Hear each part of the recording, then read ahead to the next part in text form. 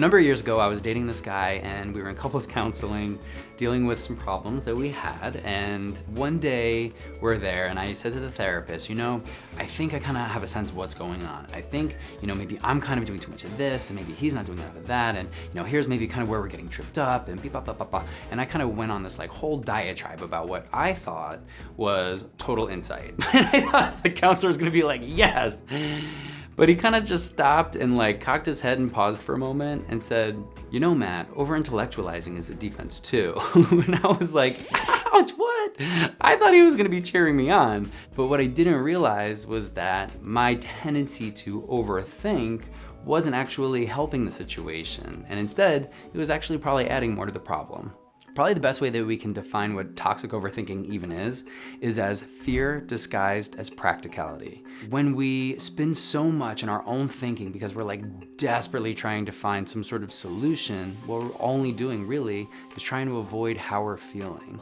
It's kind of like when I'm talking about my couples counseling situation, I was so desperately trying to find the fix for what was going on because the truth was I actually just felt inadequate. Like I felt like I was failing my own relationship. And that was tough for me to sit with.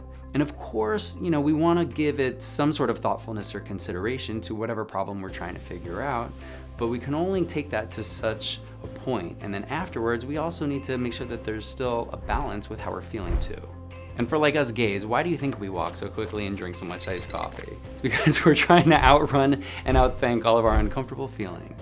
You know, when you think about it, we actually learn to be about 10 steps ahead to predict any potential problem or conflict that could come up because that's just how we were trained to deal with our own shame. Like we had to be hyper aware and on high alert about like any possible thing that could potentially expose what we thought was unlovable about who we are. And that's the kind of bullshit that can stay with us. It's trauma that gets imprinted on us that can stay there even after we come out. Kind of like the main problem with overthinking is like if we fall down this rabbit hole where we're trying to fix, prevent a problem from even happening, number one, we're probably gonna be off the mark anyway. But number two, we're also gonna feel like so anxious and resentful and exhausted. And without even realizing it, we're gonna reinforce the belief that we are the problem. So what can we do when we realize that we're overthinking and spinning? Well, we can call it out in real time. We can try to name it so that we don't just hop on that ride and go for it. After that, check in with what you're feeling. Is it like a fear of inadequacy? Is it some other kind of uncomfortable thing? It's not gonna be rational most likely, but it doesn't mean that it's not normal and that it's okay for us to just kind of move through the very human feelings that we might have. And after that, then we just don't want to over-identify with the bullshit trauma stories that we've been learning to tell ourselves over all these years. It's like what Carl Jung says, until we make the unconscious conscious, it will lead our lives and we will call it fate.